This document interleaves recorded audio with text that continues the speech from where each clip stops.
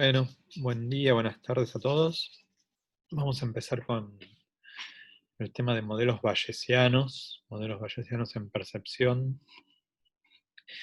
Ya un poco hablamos en las clases anteriores, teoría de detección de señales, en modelos de acumulación de evidencia, ya hablamos de la incerteza en la toma de decisiones, incerteza que tiene que ver sobre el futuro, sobre las consecuencias que pueden tener las acciones que tomemos.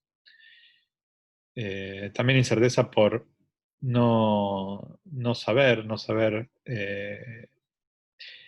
exactamente qué es lo que estamos mirando, qué es lo que estamos percibiendo, o no saber exactamente eh, qué es lo que nos ocurriría, ¿no? Si tomamos una decisión. Hay una incerteza que es también inherente al propio sistema sensorial de decisión, al aparato motor, al aparato sensorial.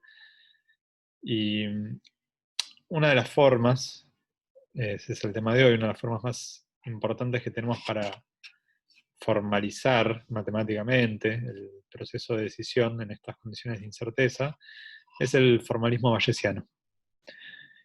Estos modelos que están basados en inferencia probabilística, eh, bueno, tuvieron una influencia bastante grande en ciencias cognitivas, en muchas áreas, pero en ciencias cognitivas en particular, en los últimos 20 años, por ejemplo.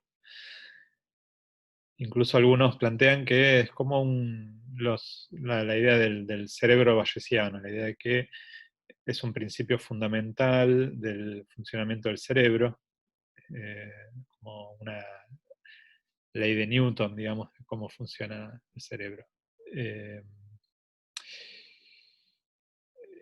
vamos a ver en esta clase y la que viene una introducción a cómo se construyen estos modelos bayesianos, paso a paso, ¿sí?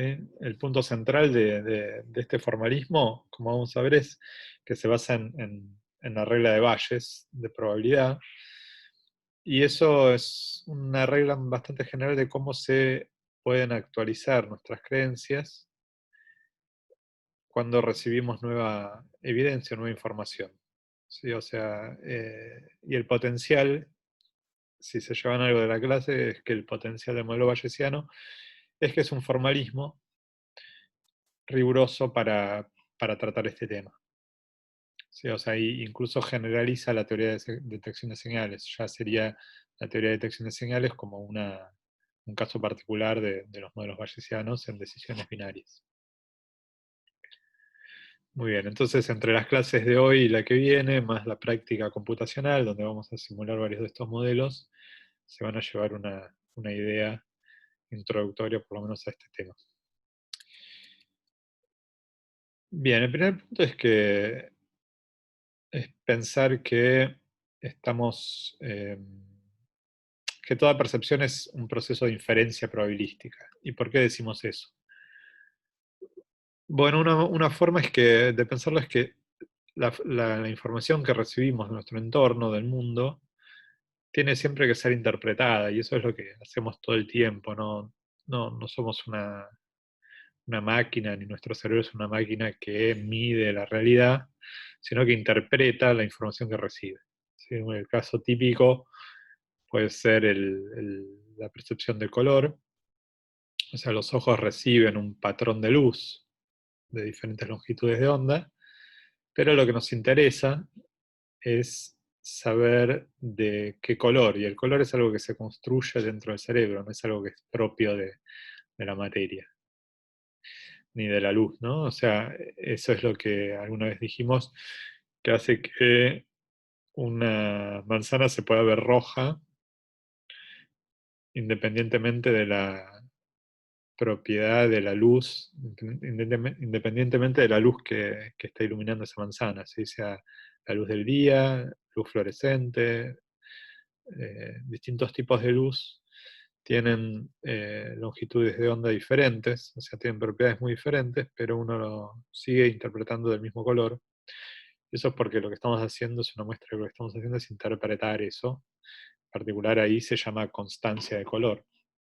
Es solo una muestra de que lo que hacemos nosotros no es la tarea de un aparato de medición que mide la propiedad del estímulo, sino que lo interpreta para tener información útil para el organismo. Eso sucede también con el sonido. Las ondas acústicas, lo que nos interesa es saber qué significan esas ondas acústicas que nuestro oído eh, transforma en señales eléctricas, y nos interesa saber interpretarlas, saber si lo que escuchamos es un sonido peligroso o no, si están diciendo nuestro nombre o están diciendo el nombre de otra persona, si es solo ruido. Bueno, interpretar eso, ¿sí? Entonces, interpretar, que es lo mismo que sacar conclusiones sobre cuál es el estado del mundo, usando información que tenemos disponible, que ya dijimos que es ruidosa. Eso se llama un proceso de inferencia. ¿Sí? Es un proceso de inferencia, por lo que queremos es, con información que es parcial, que es ruidosa, que es ambigua, inferir cuál es la causa, ¿sí? Cuál es la hipótesis. Podemos manejar distintas hipótesis sobre qué es lo que generó esa evidencia, esa información, y lo que queremos saber es cuál de ellas es más probable, por ejemplo. ¿Sí? O sea, tenemos que razonar con probabilidades, y en particular con probabilidades condicionales. Ahora vamos a ver de qué se trata eso. La definición de probabilidad condicional es esa que está ahí, es la probabilidad de B, dado que ocurrió A, y se escribe así como está ahí, con un palito vertical. O sea que es la probabilidad de que ocurra B, no en general, sino una vez que sabemos que ocurrió A. ¿Sí? O sea, sabemos que A ocurrió y queremos saber cuál es la probabilidad de que, dado que ocurrió eso, ocurra B también.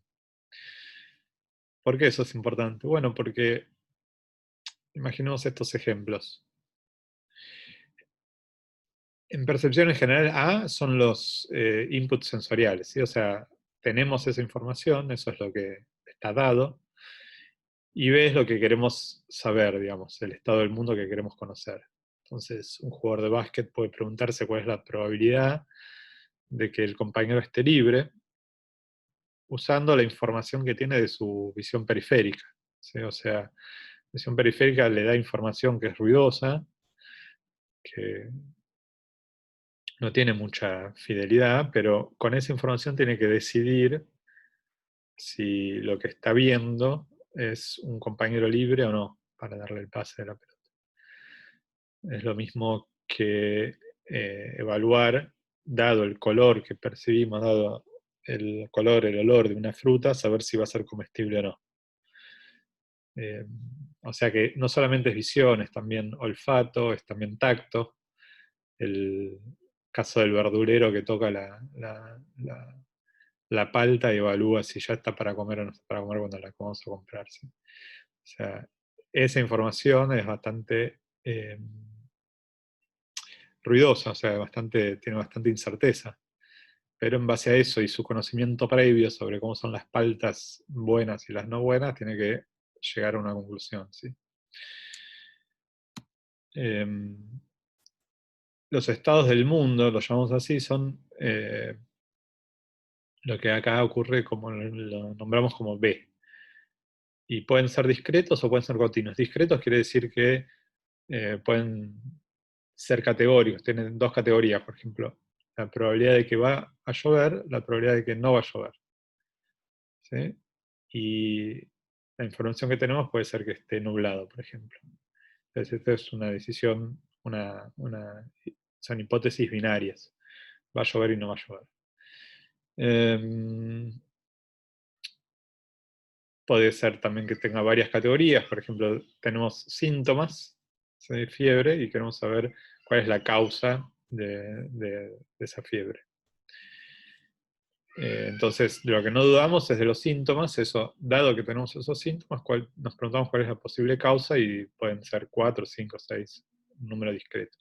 También puede ser que el estado del mundo sea continuo. O sea, por ejemplo, estamos manejando y vemos un auto adelante y nos preguntamos con esa información, que es de vuelta incierta porque es difícil con lo que recibe la información visual que tenemos, saber a qué distancia está, bueno, podemos preguntarnos cuál es la probabilidad de que el auto que estamos viendo esté a distintas distancias. Si esté a una distancia de 30 metros, 40 metros, 50 metros. Eso es un ejemplo en el que el estado del mundo que queremos averiguar y que queremos inferir es continuo. Y está dado por la distancia entre nosotros y el auto. El primer punto importante que queremos ver es que la probabilidad de A, dado que ocurrió B, no es lo mismo que la probabilidad de B, dado que ocurrió A. ¿Sí? O sea, eso es importante tenerlo en cuenta siempre y ahora vamos a ver algunos ejemplos de cómo ocurre esto. ¿Sí? O sea, no es lo mismo, por ejemplo, preguntarse por la probabilidad de que esté nublado, dado que está lloviendo, lo cual siempre va a ser cercano a 1, que preguntarse por la probabilidad de que llueva, dado que está nublado. ¿Sí? Esta última puede ser menor que 1, mucho menor que 1, porque hay muchas veces que está nublado y no llueve.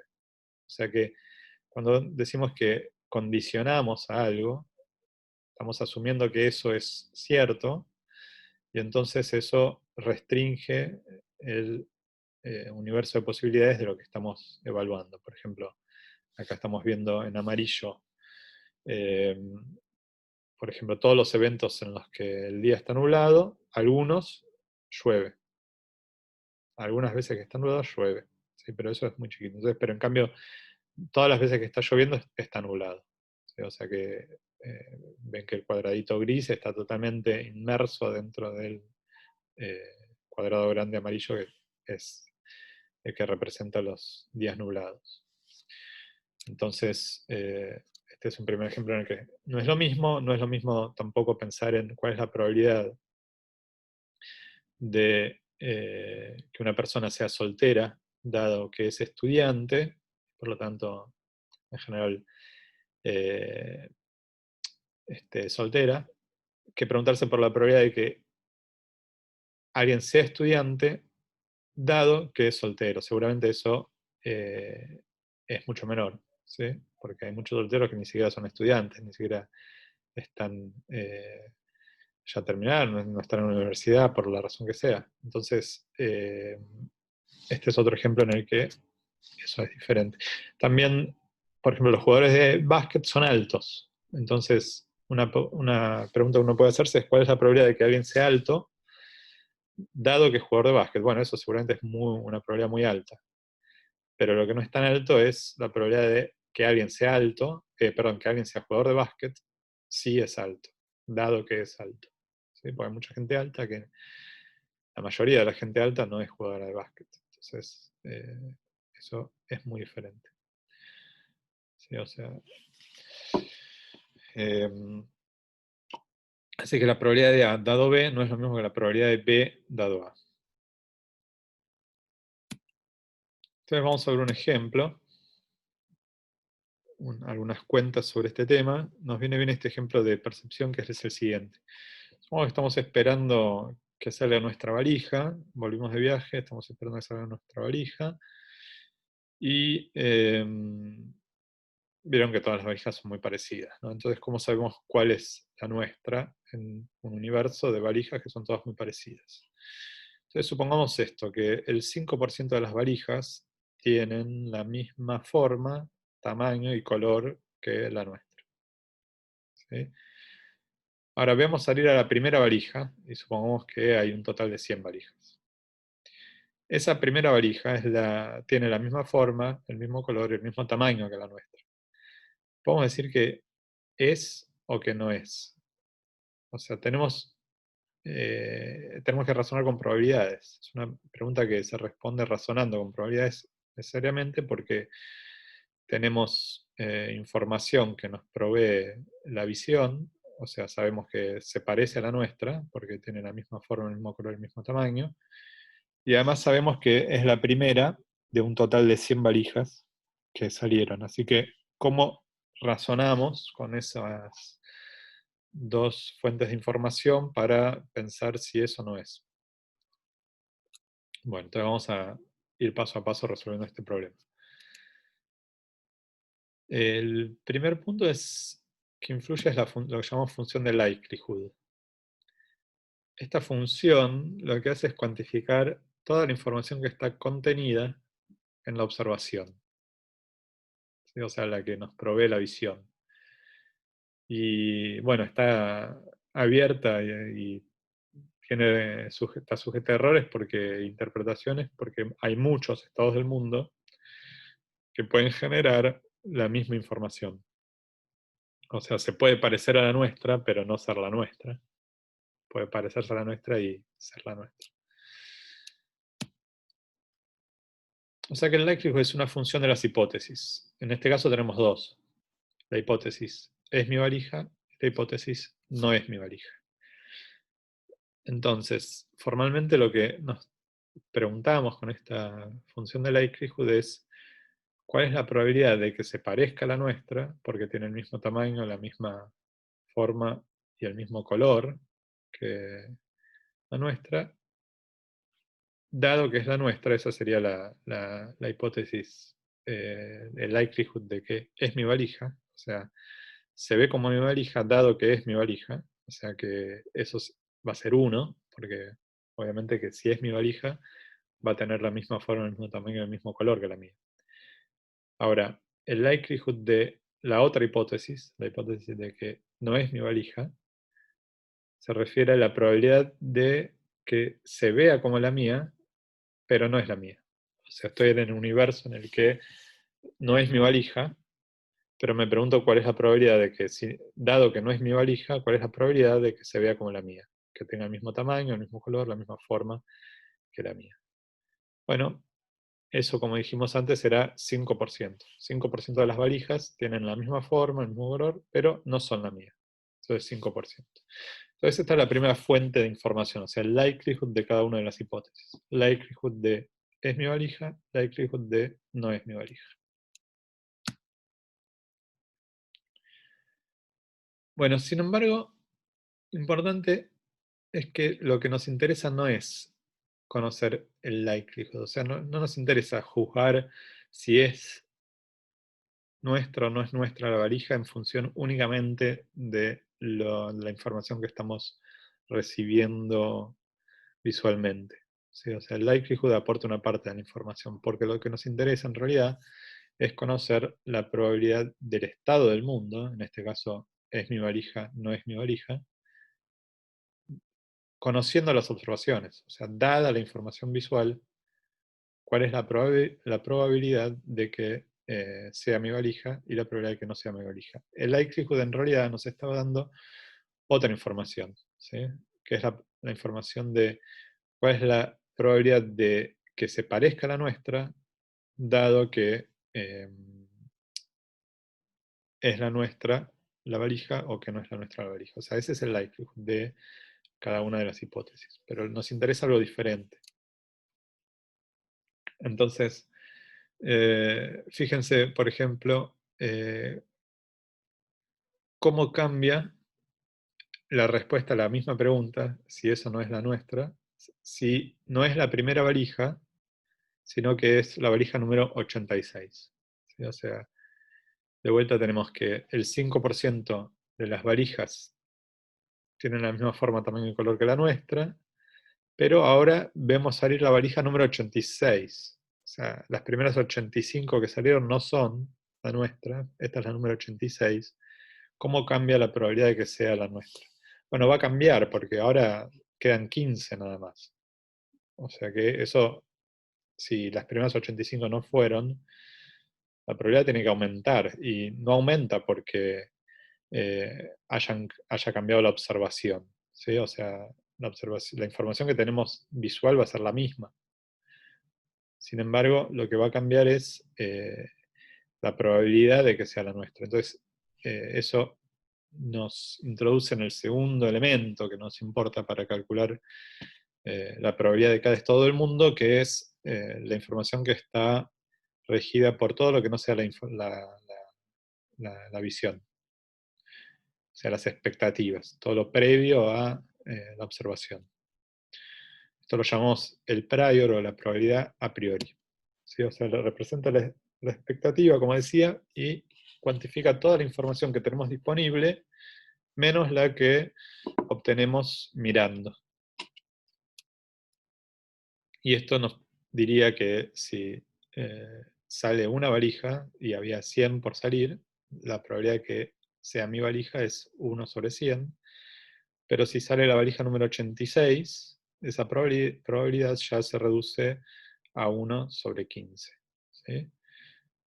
Eso sin mirar, solamente sabiendo que quedan 15, yo puedo decir eso. Ahora, el tercer elemento es la probabilidad posterior, y eso se obtiene combinando la expectativa con la observación. O sea, combinamos la información que tenemos de lo que miramos con lo que sabemos a priori. Y eso ahora lo vamos a ver, se obtiene usando la regla de Bayes. Ahora lo voy a escribir acá, pero enseguida lo vamos a ver de dónde sale esto, ¿sí? O sea, para saber lo que nos interesa, que es la probabilidad de que de cada una de las hipótesis, por ejemplo, es la mía, dada la observación, lo que tenemos que calcular es el likelihood de la hipótesis, por ejemplo, el likelihood de que es la mía, multiplicado por el prior de que es la mía. ¿Sí? Y dividido el likelihood de la hipótesis 1 por el prior de la hipótesis 1, más el likelihood de la hipótesis 2 por el prior de la hipótesis 2. Esta cuenta, que se hace con información que nosotros podemos calcular, nos da como resultado la probabilidad posterior, o sea, cómo actualizamos, si se quiere, la probabilidad de cada hipótesis una vez que tenemos información visual, por ejemplo. O sea, sin información visual, nosotros teníamos una expectativa o prior, que era sobre que nos dice cuál es la probabilidad de cada una de las hipótesis. Una vez que observamos, tenemos información adicional. Cuando la multiplicamos, podemos actualizar la probabilidad que tenemos de cada una de estas hipótesis y tenemos una probabilidad posterior. Vamos a ver cómo usamos esta fórmula para este ejercicio y después vemos de dónde sale la fórmula.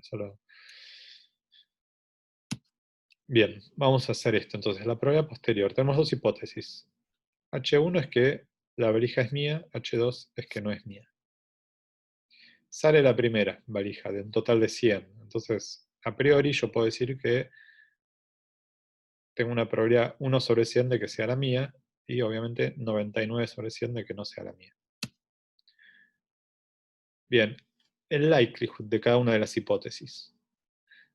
El likelihood de que es la mía, de que sea la mía. Bueno, ya lo dijimos, la probabilidad de que tengamos una valija que se parece a la mía, dado que es la mía, es 1. ¿Sí? Porque por algo es la mía, porque si es la mía es obvio que va a tener la misma forma, también el color que la mía. ¿Sí? Esto es 1. Ahora, el likelihood de que no sea la mía, de la otra hipótesis, es el 5%. Este era el otro dato. Hay 5% de valijas que tienen la misma forma, color y tamaño que la mía, pero no son la mía. Entonces, esto es 5%. Metemos todo en la fórmula de la regla de Bayes y obtenemos que la probabilidad ahora de que la valija sea la mía, dado que observamos eso, pasa a ser 17% casi. ¿Sí? O sea que fíjense que pasamos de 1% a 17%. ¿Ok? O sea, aumentó la probabilidad de que sea la mía la hipótesis cierta cuando observamos una valija que tiene una apariencia parecida a la nuestra. Bien, ¿qué podemos ver de acá? Bueno, primero que en un punto se aprendió a partir de la experiencia visual, porque sin mirar solo sabíamos que solo podíamos decidir que el 1% de las... o sea, tenemos 1% de probabilidad de que la valija sea la nuestra, pero después de observar pasamos a 17%. Sin embargo, bueno, sigue siendo menor que el 50%, o sea que si tuviera que decidir, diría que esa valija no es la mía porque sigue siendo más grande la probabilidad de que no sea la mía. Bueno, por otro lado, también otro ejemplo en el que la probabilidad de A dado B es diferente a la probabilidad de B dado A, porque fíjense que la probabilidad de que se parezca a la mía, dado que es la mía, es 1. Sin embargo, la probabilidad de que sea la mía, dado que se parece a la mía, ahora es 17%, o sea, es diferente. Y por otro lado, maximizar el likelihood, o sea, ¿qué significa maximizar el likelihood? La, la, este, tenemos el likelihood de que es la mía, el likelihood de que no es la mía. Esa es la información que está contenida en la observación, la información visual que tenemos. Eso es máximo eh, para la hipótesis de que es la mía. Sin embargo, la distribución posterior que combina la expectativa con el likelihood me da una información diferente. Me dice que si yo quiero ver cuál es la hipótesis que tiene máxima probabilidad posterior, sigue siendo la hipótesis de que la varija no sea la mía. ¿Okay? Entonces, esta es la forma de actualizar, usando la regla de Bayes, la probabilidad de una hipótesis una vez que uno tiene información sensorial y la combina con información a priori. Como decíamos, esto surge de la regla de Bayes, y entonces veamos un poquito de dónde sale eso. La regla de Bayes, podemos pensarla así. Supongamos que veamos primero esto que está a la izquierda.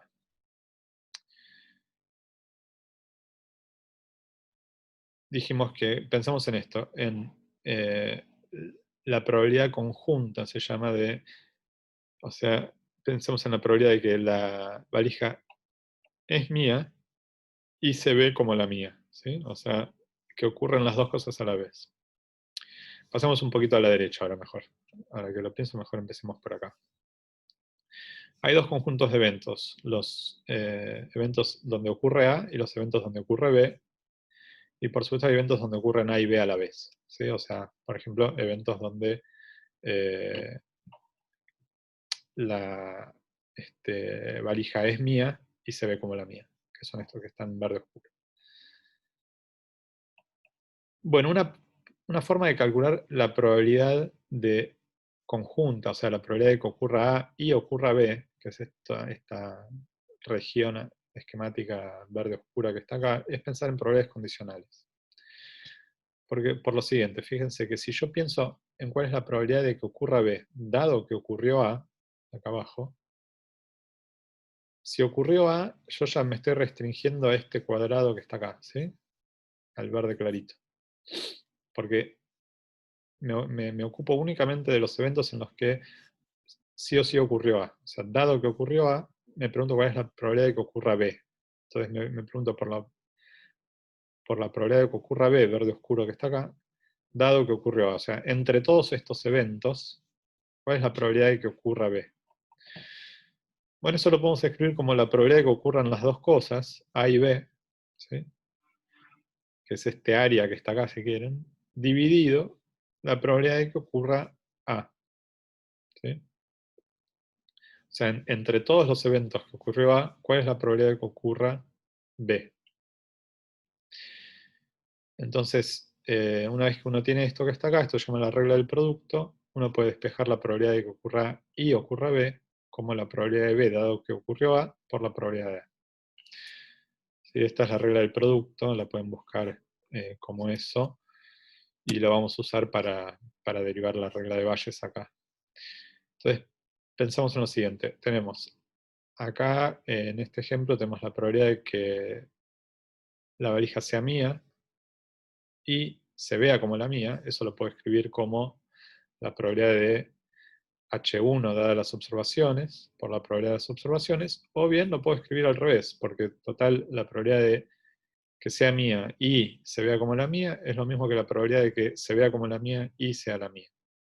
O sea, estas dos las puedo intercambiar, por lo tanto puedo intercambiar también estas que están acá. Entonces, estas dos que son iguales, las puedo escribir de estas dos maneras diferentes. Entonces, igualando los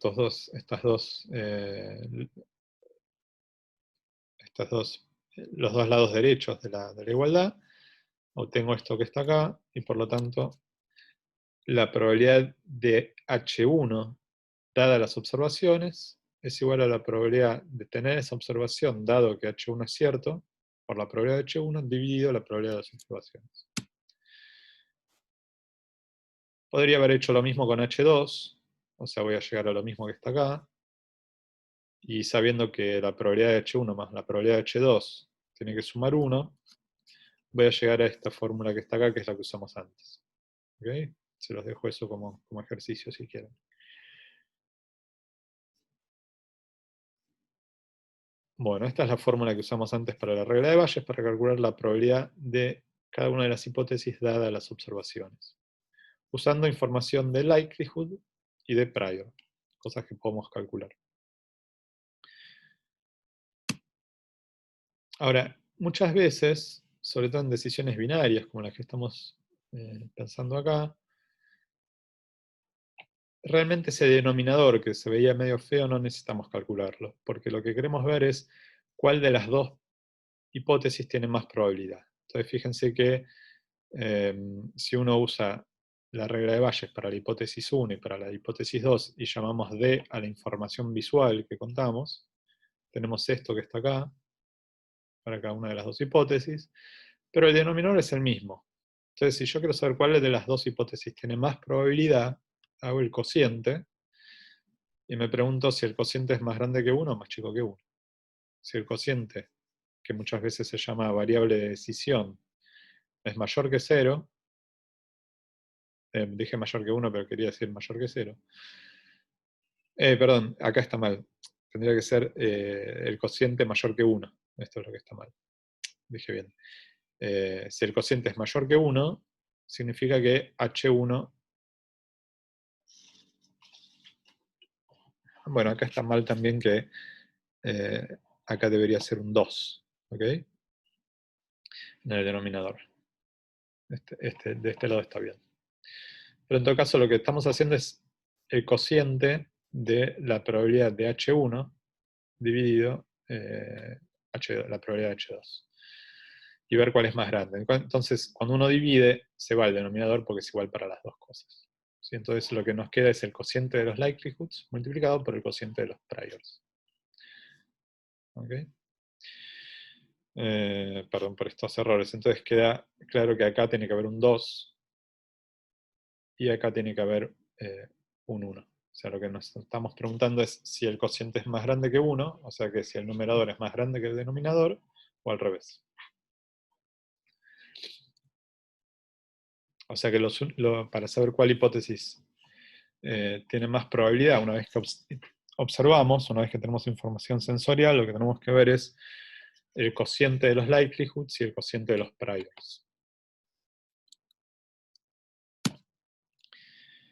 Muy bien. Factores que pueden afectar la función de likelihood.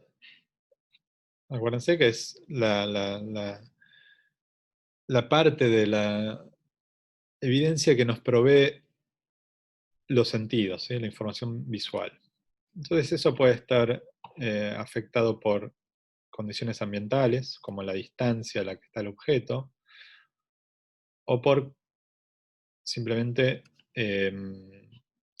condiciones propias del observador. Si alguien que tiene que usar anteojos para ver, pero no los lleva puestos, eh, va a ver peor, entonces va a tener un likelihood que no le va a ser muy informativo.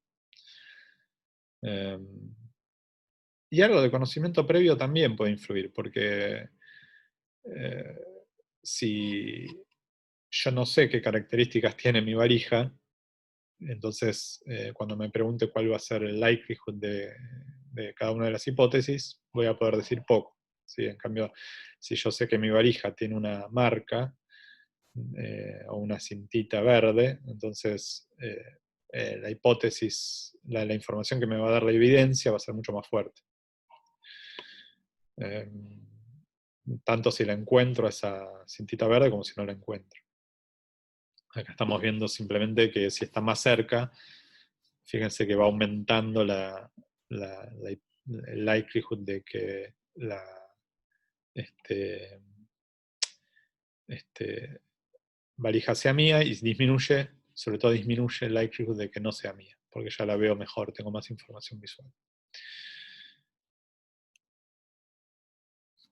Entonces hay condiciones físicas del entorno y hay condiciones propias del observador, ¿sí? Tanto a nivel del ojo como a nivel intrínseco sensorial neuronal, digamos. O sea, el procesamiento de la información neuronal es intrínsecamente ruidoso, aunque descontemos el ruido externo, siempre va a haber ruido interno que nos va a agregar incerteza en la interpretación de la información. Bueno, factores que pueden afectar el prior. ¿Sí? El prior, o sea, la expectativa, puede modificarse por la experiencia, ¿sí? O sea, claramente, dependiendo del problema, saber más, tener más conocimiento sobre cómo son las valijas en el mundo en general nos puede eh, ayudar.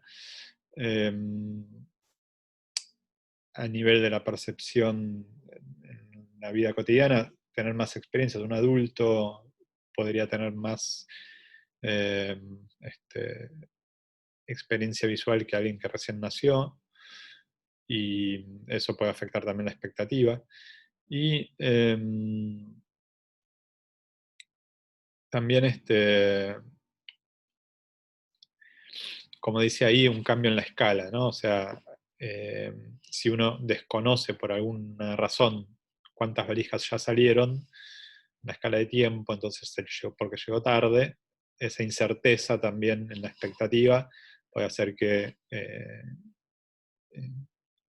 la expectativa el prior no dé tanta información como, como en el ejemplo que vimos antes. Así que lo importante es que el prior y el likelihood dependen del conocimiento adquirido. Pero lo más importante es que el likelihood cuantifica únicamente la información que tenemos provista por la observación, ¿sí? En este caso por la visión. Y el prior todo lo demás, todo lo que no está contenido en observación.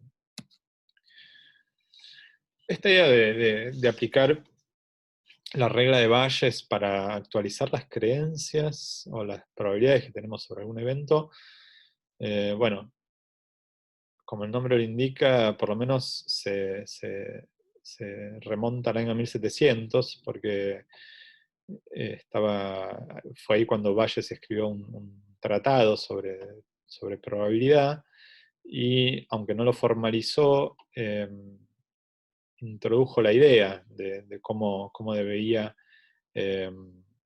modificarse la estimación que tenemos sobre algún evento cuando recibimos información, ¿sí? O sea, cómo cuando obtenemos información nueva sobre algún evento podemos elaborar una creencia y tenemos una probabilidad actualizada sobre lo que está ocurriendo.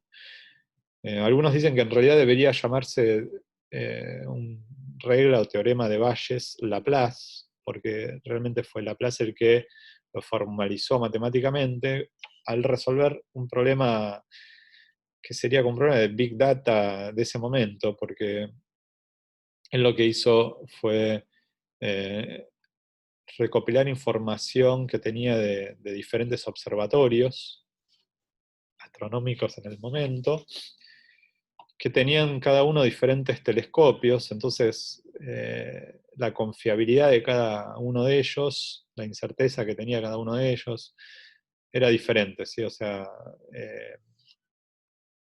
no podía confiar igual en un buen telescopio que en un mal telescopio. Entonces, ¿cómo combinaba información eh, que, que tenía de muchos de ellos? Bueno, usó la regla de Bayes.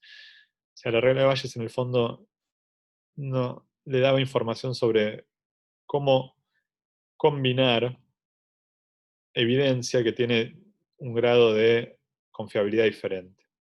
Entonces, él para resolver ese problema usó matemáticamente esa idea, y entonces la formalizó.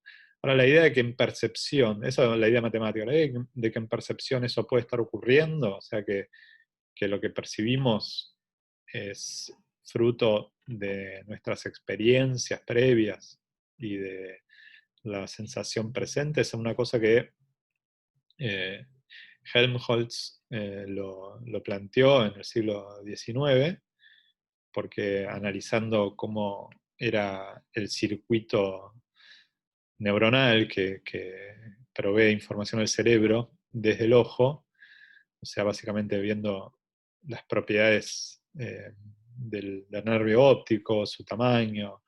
El nervio óptico es el- el- si quieren, el canal de comunicación entre el ojo y el cerebro. Por ahí pasa toda la información eléctrica, la traducción que hace el ojo de la luz en señales eléctricas, pasa por el nervio óptico y eso va a distintos lugares del cerebro para seguir procesándose. Él vio eso y dijo, esto es imposible, no podemos tener una visión tan perfecta, con tanta información, tan detallada, con un aparato visual tan rudimentario como pensaba él. Entonces, necesariamente tiene que haber algo más de información que la que provee el mundo externo. Entonces, ahí propuso la idea básicamente que lo que estamos haciendo cuando percibimos es hacer inferencia, una inferencia inconsciente, porque lo hacemos automáticamente. Entonces, él propuso eso en el siglo XIX. La verdad es que también casi 800 años antes se sabía, ya en Oriente, que esto debía estar ocurriendo, ¿sí? O sea que Alhazen fue también otro de estos genios que trabajaron en distintos campos y se puede rastrear el origen de esta idea ya en sus trabajos, porque él dice que los objetos del mundo visible se perciben a través de las características que lo definen, pero también a través de conocimientos previos. O sea que es una idea que ya estaba dando vueltas hace mucho, pero si uno quiere, recién se formalizó y se empezó a usar hace relativamente poco en los estudios modernos de ciencias cognitivas y de percepción en general. Si a alguien le interesa más la historia del teorema de Bayes o de esta teoría, de la regla de Bayes, puede leer este libro que es muy interesante y muestra desde los problemas antiguos a los problemas modernos del uso de la regla de Bayes para resolver problemas prácticos, ¿sí? Desde neurociencia hasta problemas computacionales. Um, bueno, Bueno, en lo que queda vamos a ver un poquito sobre cómo integrar de forma eficiente fuentes de información, ¿sí? O sea, esta idea que yo les decía de Laplace, bueno, la vamos a ver un poquito en la práctica. En principio, esta es una ilustración de un trabajo fundacional de este tipo de ideas, de Cording y Wolpert, que muestra cómo la idea de Bayesiana está en el corazón, si se quiere, del aprendizaje sensomotor, ¿sí? Y el ejemplo claro que muestra ahí es cómo uno integra, como un jugador de tenis que está recibiendo, por ejemplo, un saque, puede integrar información que conoce de antemano. O sea, el problema básico es cómo hace para, para recibir un saque que va tan rápido en tan poco tiempo. Bueno, eso es porque en principio parece que podría combinar información que tiene de antemano sobre cómo es el sacador, y eso le dice, por ejemplo, que el saque va a ir a la línea, pero a la vez también va recibiendo información a medida que ve los movimientos del sacador y ve la pelota. Y eso es lo que está pintado ahí medio en rojo. Eso es el likelihood de cada una de las hipótesis. Hipótesis serían acá lugares donde podría caer la pelota, ¿sí? Entonces, al combinar dos fuentes de información, la que tiene de antemano con la que está recibiendo visual, tiene una información posterior, una probabilidad posterior sobre cuál es el estado del mundo actualizada y con menos error. Fíjense que el tamaño de la mancha amarilla es más chica que la mancha roja y verde, que representan el likelihood de la hipótesis y el prior de cada hipótesis. O sea que cuando uno combina información, siempre va a reducir la incerteza. Y esa es una de las ventajas de combinar información. ¿Sí? Bueno, percepción como inferencia bayesiana. ¿Qué queremos decir con esto? Que si uno quiere pensar en este ejemplo, fíjense que este es un caso en el que nosotros a las dos imágenes, tanto la cara que es cóncava como la convexa, en el gráfico de la izquierda la percibimos como caras. Y eso es porque no es porque el likelihood sea diferente de las dos hipótesis, cara convexa, cara cóncava, sino porque nuestra expectativa cuando vemos una forma como esa es que se trate de una cara, y una cara es convexa. Entonces, estamos interpretando una imagen que es de una manera. En la práctica, si uno viera esto en tres dimensiones, tendría la misma sensación. O sea, si ven esto en la realidad, estamos interpretando eso de forma diferente, sobre todo porque nuestro prior es muy fuerte, ¿sí? Y el likelihood podría ser, el likelihood en este caso sería cuál es la probabilidad de tener la imagen en la retina que tenemos, si la cara es cóncava o si es convexa. Bueno, cualquiera de las dos hipótesis tienen el mismo likelihood. Sin embargo, el prior es muy fuerte hacia una de las hipótesis y por eso lo percibimos de esa manera. Es algo parecido a lo que ocurre con el problema de la ilusión esta que se llama light from above, o sea, la luz cuando vemos algo iluminado del lado de arriba y oscuro del lado de abajo, lo percibimos como que sale de la pantalla. Como cuando está oscuro arriba y clarito abajo, parece que entra. Y eso también está alimentado por experiencias previas, porque en general la luz del sol viene de arriba, o en general la luz viene de arriba, entonces nuestra experiencia es que lo que está arriba es más clarito que lo que está abajo. Solamente cuando tenemos objetos en tres dimensiones en la vida real. En cambio, cuando la luz viene de arriba, pero es un agujero en la pared, en general vemos que lo de arriba está más oscuro que lo de abajo. Entonces, esa experiencia nos puede eh, sesgar nuestra percepción, ¿sí? Pese a que la imagen es plana.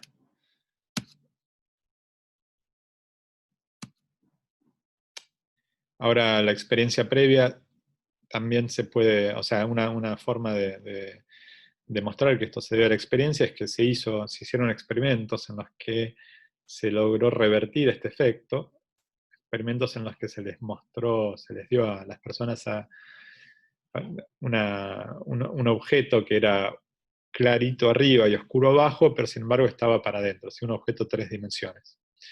Entonces, tocando el objeto para ver que era de esa forma, pero era de una forma contraria a lo que normalmente uno infiere, bueno, lograron invertir eh, esta ilusión. Bueno, hay otras ilusiones que aparentemente tienen que ver con la experiencia, que son estas dos, que estos dos segmentos amarillos suelen verse como de distinto tamaño, ¿no? Este parece más chiquito que este, y se supone que tiene que ver con perspectiva, ¿sí? O sea, si uno supone que estos son vías del tren, entonces esto esta línea amarilla de arriba, la ve más grande porque la interpreta como que tiene el mismo tamaño que las vigas estas transversales. Algo parecido pasa con esta otra ilusión de la derecha. Bueno, esto sin embargo se puso un poco en duda porque se les mostró estas imágenes, estas ilusiones a personas que estaban empezando a ver, ¿sí? O sea, que estaban aprendiendo a mirar, porque tenían un problema de cataratas que les impedía ver correctamente. Esto se debe a un trabajo de este científico, se llama Pawan Sina, que es un investigador, profesor en el MIT, me parece que es de la India, y trabaja con muchos centros de India. Montó un proyecto en India, sobre todo motivado por el hecho de que en India había muchos casos de eh, cataratas congénita, que es operable y no es grave, pero que no estaban bien diagnosticados, y entonces había jóvenes o adultos que tenían este problema y que entonces no podían ver, pero se los podía operar fácilmente y podían recuperar la visión o empezar a ver. Entonces, no solo montó hospitales para resolver este problema, sino que además estudió cómo fueron estas personas aprendiendo a ver a medida que recuperaban la visión. Lo que encontró es que este tipo de ilusiones, que aparentemente estaban motivadas fuertemente por la experiencia previa, en realidad las personas que estaban aprendiendo a mirar eran susceptibles a las ilusiones igual que nosotros. Y entonces pone un poco en duda que esto se deba simplemente a eh, un problema de aprendizaje o experiencia con este tipo de, de ilusiones, ¿sí? O sea, por ejemplo, de tanto ver este tipo de vías o de casos parecidos de perspectiva, uno interpreta normalmente que esto es más chico que esto, pero eso lo pone un poco en duda porque hay gente que recién empezaba a ver eh, caía en el mismo tipo de ilusiones, ¿sí? Pueden ver el paper este, que es muy lindo para entender cómo se hicieron estos experimentos. O sea que la exposición continua al mundo no era la única explicación. Bueno, terminamos por hoy y vamos a seguir la próxima clase con un poquito más de modelos bayesianos, en especial cómo construirlos. ¿Ok? Nos vemos.